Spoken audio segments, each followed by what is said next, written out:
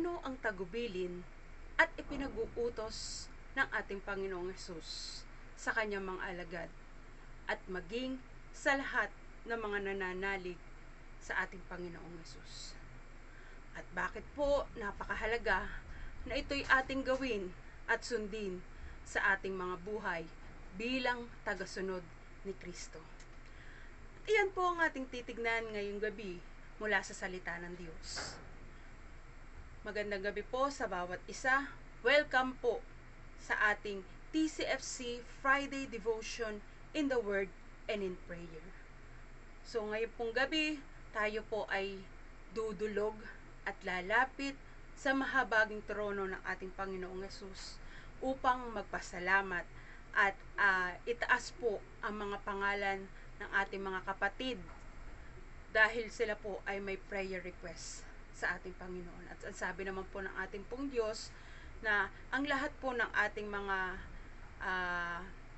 balakin, lahat po ng ating mga prayer request ay atin pong ibigay sa Kanya, atin pong ipagkatiwala sa ating pong Diyos. At iyan po ang gagawin natin ngayon. Pero bago po tayo dumako sa pag-aaral ng salita ng Diyos, tayo po muna ay manalangin. Salamat o Diyos sa iyong kabutihan. Dakila ka sa lahat ng panahon. Ikaw ay napakabuti. Ikaw ay Diyos na hindi nagbabago mula noon at magpasawalang hanggan. Ang kabutihan mo, ang kahabagan mo, ang pag-ibig mo at ang iyong habag o Diyos ay palaging sariwa sa bawat umaga. Salamat po sa pagkakataong muli na ang mga salita mo o Diyos ay amin pong mapapakinggan. Dalangin po namin Panginoon na sa mga oras na to, anuman pong karumihan, anuman pong pagkukulang, anuman pong pagsalangsang at kasalanan na itinatago kami sa aming mga puso. Ito man po Panginoon ay aming naisip, inimagine o God. Ito po'y aming sinalita o ito'y aming pinagbalakan na hindi ayon sa iyong kalooban o Diyos. Patawarin mo po kami. Pakalinisin mo po kami. At muli o Diyos, papanumbalikin mo ang aming ugnayan sa iyo. At sabi mo naman po, ikaw ay tapat na Diyos na kapag ito'y aming itinaas sa iyo, kapag aming ito yung isinaysay Panginoon, yung lahat ng aming mga kasalanan na nagagawa, ikaw ay tapat na Diyos na may handang kapatawaran sa amin. Kaya sa mga oras na to Panginoon, amin na pong tinatanggap ang kapatawaran na nagmumula sa iyo upang maging malinaw, malakas ang tinig ng banal na Espiritu na siyang magpapaunawa sa amin ng iyong mga salita na at amin pong titignan ngayong gabi. At patuloy o Diyos na itong mga salita mo sa tulong ng banal na Espiritu ang siyang maging patnubay namin sa paglakad namin sa aming pananampalataya sa iyo. Sa mga oras na to Panginoon, amin pong itinataas ang amin pong mga kapatid na humihingi ng prayer request sa iyo, Panginoon.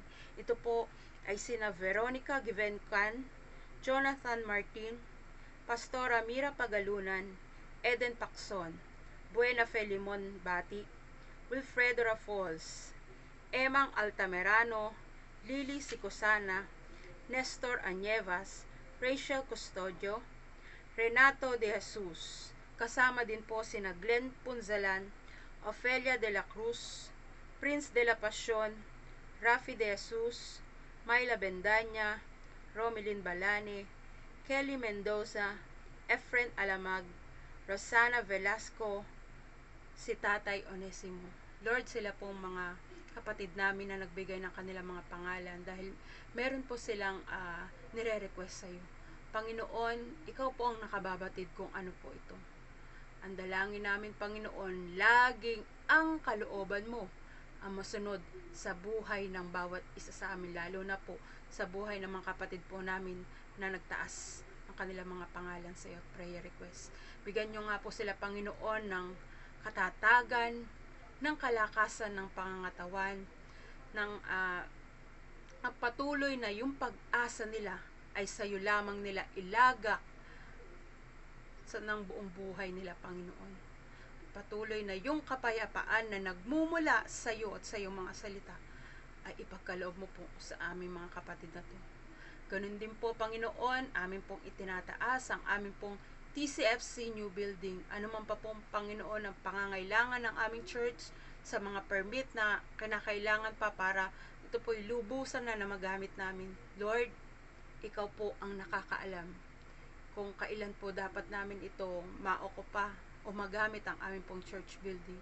Patuloy na sa iyo namin ito itinataas at ipinagkakatiwala. Ano pa man po mga pangangailangan pa na kakailanganin sa aming pong church building, alam namin na ikaw, O Diyos, ang siyang tutugon sapagkat ang lahat ng bagay ay sa iyo at tanging sa iyo lamang, Panginoon, nagmumula.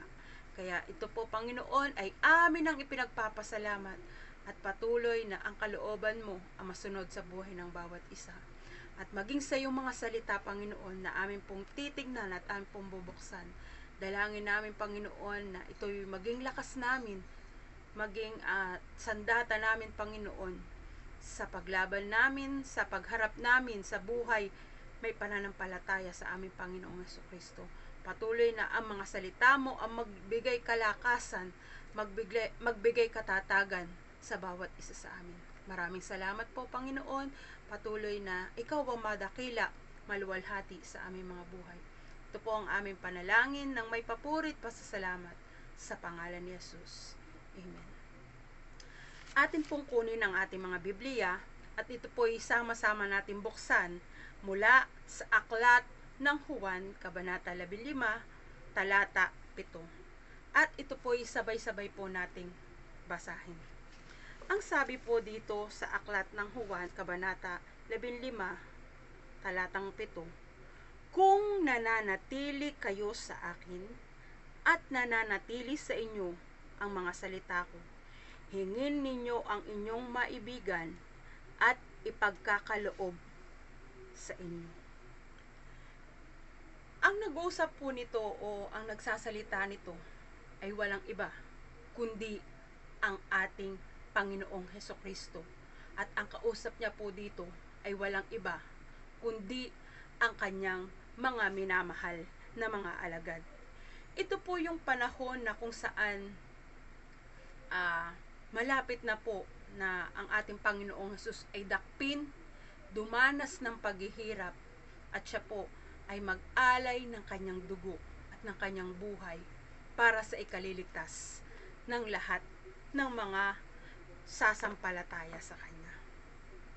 At bilang isang tao pong malapit ng mamatay, ang bawat mga salitang namumutawi sa labi ng ating Panginoong Hesus ay napakahalaga at ito po ay importante na dapat pakinggan at sundin, lalo na po ng mga alagad nung panahon ng ating Panginoong Hesus at maging sa lahat po ngayon ng mga kumikilala at nananampalataya sa ating pong Panginoong Hesus.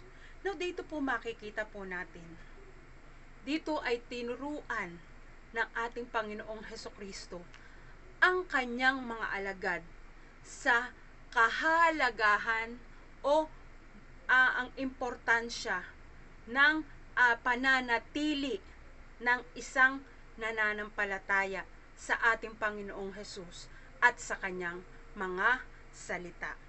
So, tiniyak po ng Panginoong Hesus sa mga alagad na bagamat sa mga darating na panahon, darating na mga araw, ay hindi na nila man makakasama ang ating pong Panginoong Hesukristo. Pero, maaari pa rin silang maging connected sa ating Panginoong Hesus. O, maaari pa rin silang maging isa sa pamagitan po ng pananampalataya, sa pamagitan ng pagsunod, at sa pamagitan ng pananalangin nitong mga alagad na to. At iyon din po ang sinasabi sa atin, kumikilala sa ating Panginoong Hesukristo ngayon, na bagamat hindi na po natin kasama ang ating Panginoong Hesus, ay mananatili po tayong connected sa Kanya. Kahit hindi po natin siya physically na nakasama at nakakasama sa ngayon, magiging connected tayo kung tayo po ay mananatili sa Kanya at sa kanyang mga salita sa pamagitan din po at tulong ng banal na Espiritu. So ano nga ba ang ibig sabihin ng salitang kung nananatili kayo sa akin? So ang pananatili po sa ating pong Panginoong Hesukristo ay nangangahulugan ng ongoing, continuous, and intimate relationship sa ating pong Panginoong Hesukristo. So ano po ba ito? Ito po yung patuloy na pananampalataya o pananalig sa ating pong Panginoong Hesukristo. Hindi po yun katulad ng kung tayo po ay makilala natin ang ating Panginoong Hesus at tayo sumabay sa panalangin, na siya yung ating Panginoon, na siya yung magiging tagapagligtas ng ating mga buhay, at doon na po yun natatapos. Hindi po. Ang patuloy na pakikipag-ugnayan, pakikipagrelasyon sa ating pong Panginoong Hesus ay araw-araw po natin tong pinipili sa ating mga buhay. So, yung pong lubusang pagtitiwala, yung pagsunod, palagi ang pagsunod sa mga salita ng ating pong Panginoong Hesus, at maging yung pagiging 100% nating nakadepende sa ating pong Panginoong Hesukristo sa pamagitan ng banal na Espiritu na inilagay sa atin ng ating Diyos nang tayo po ay kumilala at manampalataya kay Hesukristo. So,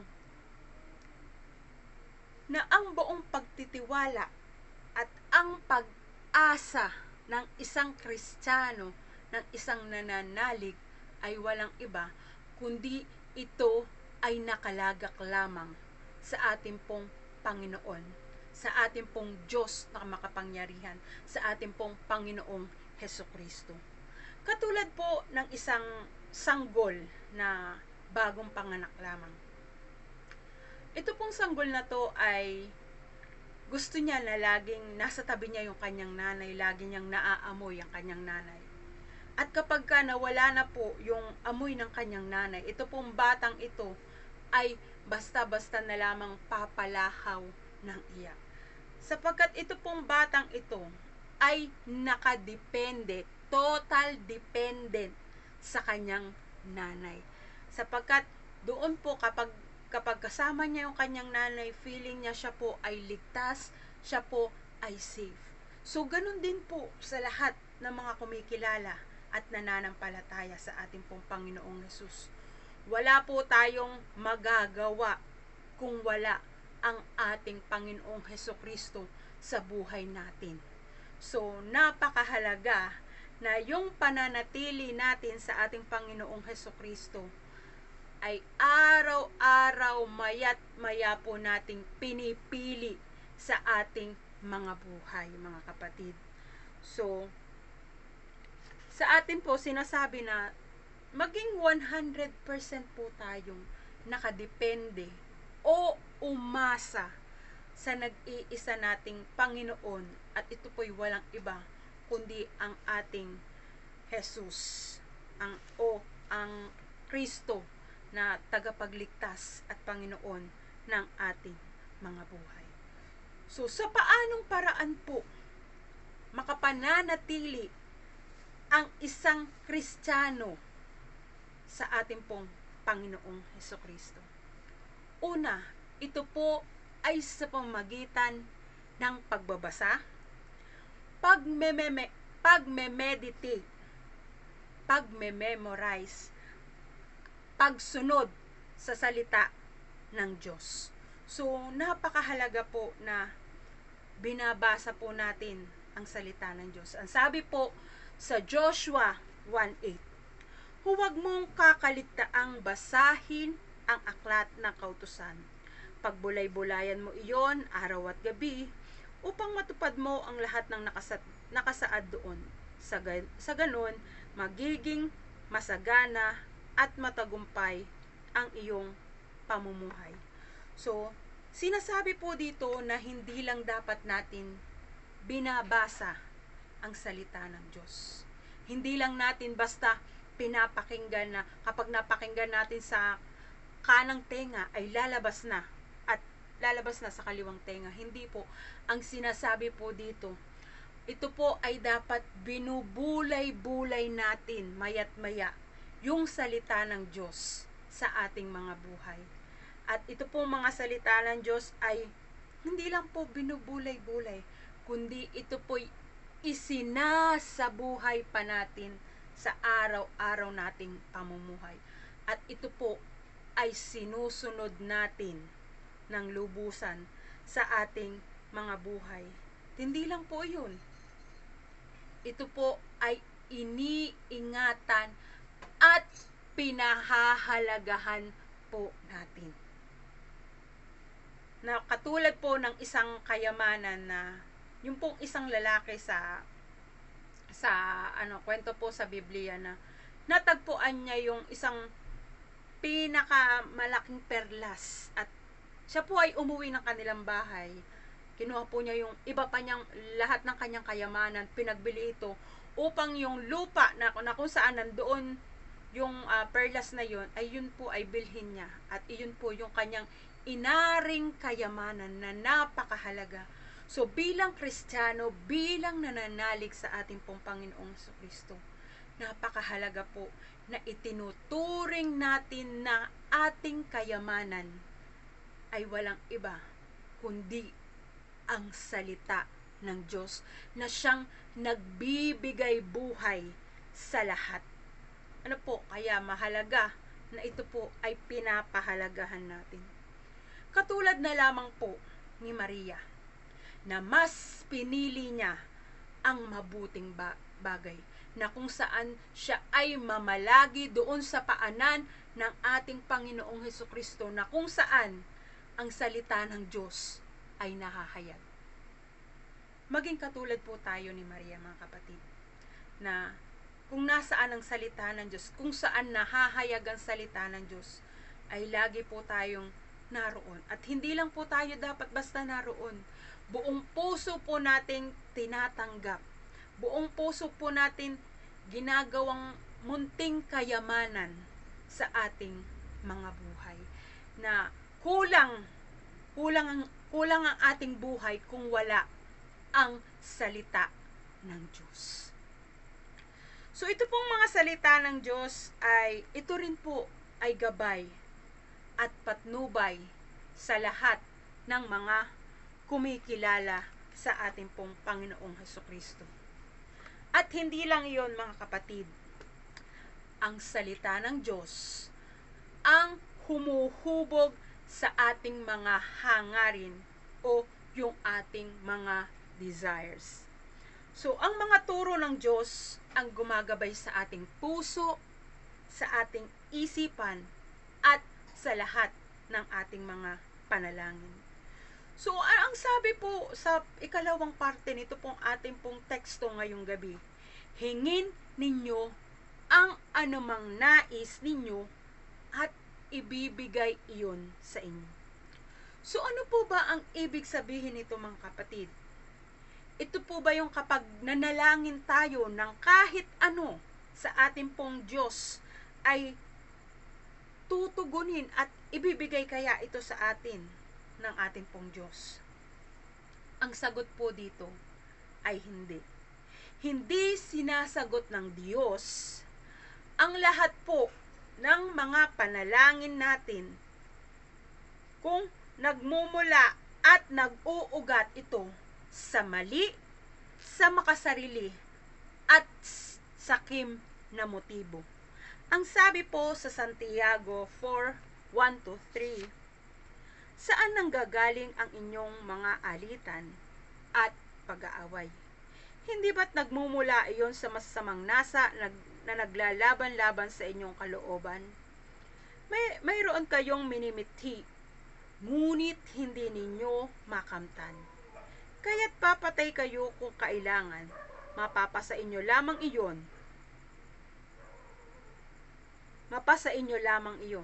May mga bagay na gustong-gusto ninyo, ngunit hindi ninyo maangkin. Kaya kayo nagkakagalit at naglalaban-laban. Hindi ninyo nakakanta ng inyong minimithi dahil hindi kayo humihingi sa Diyos. At kung humingi man kayo, wala rin kayong matatanggap dahil hindi tama ang inyong layunin. Humihingi kayo upang mabigyan ang inyong kalayawan. Pagdating sa pagsagot ng Diyos sa ating mga panalangin, ay napakahalaga po na kung ano ang motibo natin. Wala naman pong problema sa Diyos sa pagpapala niya sa ating pong mga tao. Sa katunayan nga po, nais ng Diyos na pagpalain niya ang tao. Nais niyang gawin na pagpalain ang tao. Ang problema nga lang po sa ating pong mga tao ay mas binibigyan natin ng pahalaga, mas binibigyan natin ng pansin at importansya ay walang iba, kundi yun lang mga pagpapala na ating natatanggap. At hindi po natin binibigyan ng pahalaga ay ang Diyos na nagbibigay ng pagpapalang iyon. Napakahalaga po sa ating pong Diyos na sa ating pong pananalangin kung ano po ba ang tunay na motibo natin para po tayo ay hingi ng isang bagay na yun. Katulad po ng halimbawa, kung gusto mo magkaroon ng pinaka-latest na iPhone at pinanalangin mo, ito kaya ay pagkakalob sa iyo ng Diyos. Nakadepende po ito kung ano ang motibo ng puso mo. Kung ang motibo mo lamang ay para maging in o para maging sikat ka na meron kang pinaka-latest na modelo ng iPhone, ay hindi po yun ipagkakalob sa atin ng ating Panginoon. Dahil ito po ay makasariling motibo para lang ikaw ay maging tanyag, maging sikat sa iyong kapwa. Hindi po. At alam niyo po ba mga kapatid, magiging naka-align lamang po yung ating panalangin sa kalooban ng Diyos. Kung una, ang sabi po sa kanina nating pinag-aralan do sa unang bahagi ay kung nananatili kayo sa akin at ang mga salita ko, yun po yung sabi ng ating pong Panginoong Hesus. Kapag po nanatili tayo kay Hesukristo at sa kanyang mga salita, alam niyo po ba mga kapatid, yung pong mga panalangin natin na hindi ayon sa kalooban ng Diyos ay nababago o pinapalitan na ng ating Panginoong Hesus yung desire ng puso natin.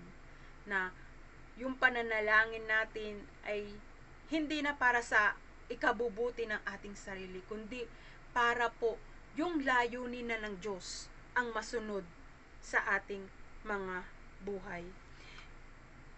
Kapag ang isang taong nananampalataya kay Kristo ay nananatili sa Kanya at sa Kanyang mga salita o ito'y laging nagbababad sa salita ng Diyos, ay mababago po ang ating mga panalangin.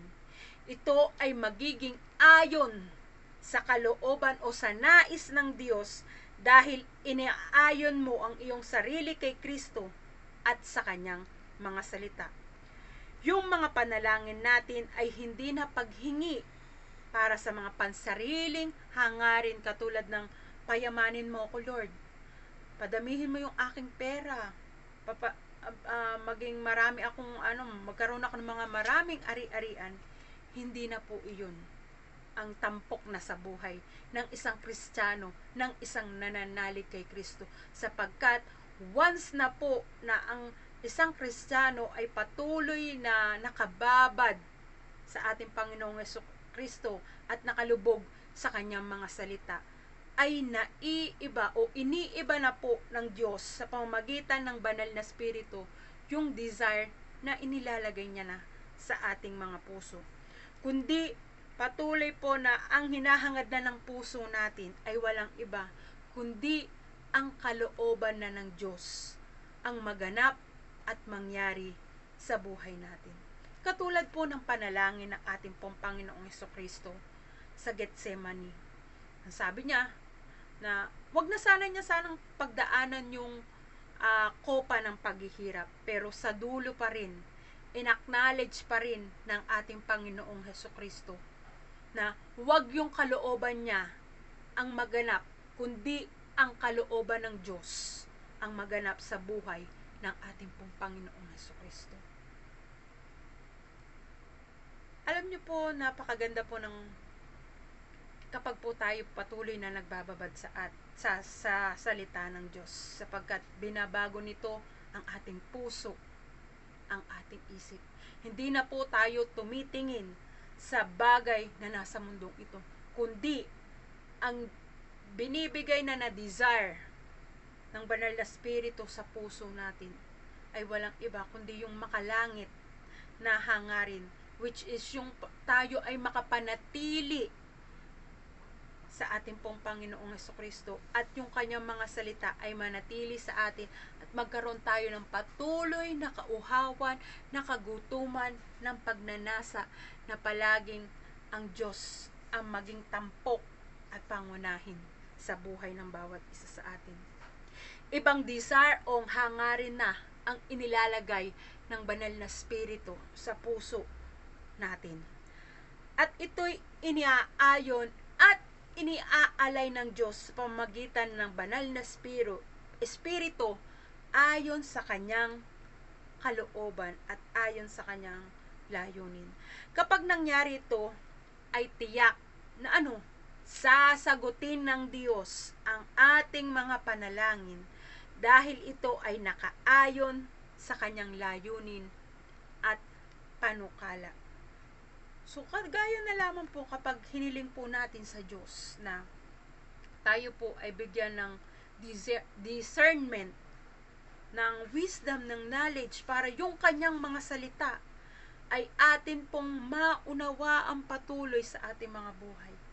Iyan po ay ibibigay at ipagkakaloob ng Diyos. Sapagkat yan po ang nais ng Diyos.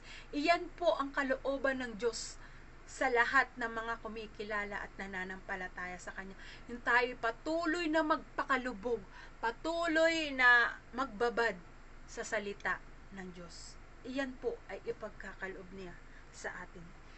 Kaya bilang isang Kristiyano at nananampalataya sa ating pong Panginoong Hesukristo, napakahalaga na tayo'y patuloy na nananatili kay Kristo at nagbababad sa kanyang mga salita, na binibigyan natin ng mataas na prioridad o pahalaga ang salita ng ating Diyos sa buhay natin. Na kulang ang araw natin kung kung hindi natin nabubuksan ang salita ng Diyos, kung hindi natin napapakinggan, kung hindi natin nabubulay-bulay, kung hindi natin nasusunod ang salita ng Diyos sa buhay ng bawat isa sa atin. Mga kapatid, magagawa lamang po natin yan, mga bagay na yan. Hindi pa rin po sa lakas natin, kundi ito ay bunga pa rin ng tulong ng banal na spirito sa buhay ng mga Kristiyano at tagasunod ng ating pong Panginoong Hesukristo. Salamat po, O Diyos, sa mga oras na to, sapagkat muli ipinaalala mo sa amin na napakahalaga, Lord, na kami ay nananatili at kami ay patuloy na nagbababad, patuloy na kumakadlo doon sa iyong mga salita. Sapagkat ang mga salita mo, Panginoon, siya pong magbibigay gabay, magbibigay patnubay sa amin sa lahat ng oras at pagkakataon ng aming mga buhay. At higit sa lahat, Panginoon, ang iyong mga salita at ang banal na spirito ang magbibigay ng desire sa aming mga puso na yung ipapanalangin namin ay patuloy na maging kaayon o naka-align sa iyong kalooban. Lord, hindi po namin magagawa kung wala ka sa buhay namin. Tulungan mo kami, Panginoon, na makapanatili sa iyo at matagpuan mo kami, Panginoon, na sa kawakasan at dulo ng aming mga buhay ay may ugnayan, may pananampalataya kami sa amin pong Panginoong Hesukristo. Lord, maraming mga bagay sa paligid namin ang nagpapawala ng aming atensyon, ng aming mga focus sa iyo, Lord. Tulungan mo kami, Panginoon, na sa iyo lang kami umasa, sa iyo lang kami magtiwala at patuloy na yung pananampalataya namin ay palakasin mo sa tulong ng banal na Espiritu, na mapili namin ay ang kalooban mo, ang nais mo, ang layunin mo sa buhay ng bawat isa sa amin. We need you, God, through your Holy Spirit to teach us, to guide us, to correct us, and to be with us sa lahat ng sandali ng aming mga buhay. Salamat sa iyo, Panginoon, dahil hindi ka nagkukulang sa amin. Lagi kang nagpapaalala sa pamagitan ng banal na Espiritu. Tulungan mo kami, Panginoon, na kapag nagpaalala na ang banal na Espiritu, ay ito po'y aming pakinggan at ito po'y amin ang sundin sa aming mga buhay. Patuloy ka, Panginoon, na maging malakas at malaya kang kumilos sa buhay namin sa pamagitan ng banal na Espiritu. Patuloy, Lord, na sa iyo namin itinataas ang lahat ng mga mananampalataya, ang lahat ng pastor, ng mga workers, ng mga elders, Panginoon, nitong church na to ng TCFC, Panginoon, maging ang lahat po ng mga nananampalataya sa iyo, Panginoon. Patuloy mo kaming kaawaan, patuloy mo kaming kahabagan, Panginoon, sapagkat ito po yung kailangan namin sa aming mga buhay. Ang tulong mo kailangan namin. Ang pag-abot mo, Panginoon, ang kailangan namin. Ang banal na Espiritu, ang kailangan namin sa aming mga buhay. Upang kami, Panginoon, ay makapanatiling may ugnayan at relasyon sa iyo, O Diyos. Salamat. Ingatan mo po ang bawat isa, maging ang aming mga pastor, sa pangunguna po ni Pastor Boy. Lord, ikaw po ang patuloy na magbigay ng lakas, magbigay ng wisdom, ng knowledge, sa kanila, Panginoon. Patuloy mo silang gamitin para sa ikalalago at ikalalaganap ng iyong mga salita na siyang buhay at pag-asa ng bawat mananampalataya. Salamat po, Panginoon, maging sa bawat pamilya po na nire-representang bawat isa. Lord, lalo na po yung sa mga kapamilya namin na hindi pa nakakakilala sa iyo. Tulungan mo ang bawat isa sa amin na kami, Panginoon, ay gamitin mo para sila din po, Panginoon, ay makakilala sa aming Panginoong Hesukristo at makapanampalataya kay Jesus. Makilala nila si Jesus sa kanilang mga buhay. At ano man po, Panginoon, ang pinagdaraanan ng bawat isa sa mga kapatid namin may sakit, ito po'y aming itinataas sa iyo, Panginoon. Kagalingan, kalakasan, kapayapaan, at patuloy na pag-asa ay sa iyo lamang ilagak at wala nang iba pa. Ingatan mo po kami sa buong isang linggo na lilipas at patuloy na ikaw ang madakila, ikaw ang mapapurihan sa buhay ng bawat isa sa amin. Salamat po, Panginoon, patuloy na binabalik namin ang lahat ng papuri ng pagsamba at pagdakila ay tanging sa iyo lamang, wala nang iba pa. Sa dakilang pangalan ng aming Panginoong Hesukristo. Amen. Maraming salamat po, mga kapatid. Pagpalain po tayo ng ating Diyos na makapangyarihan.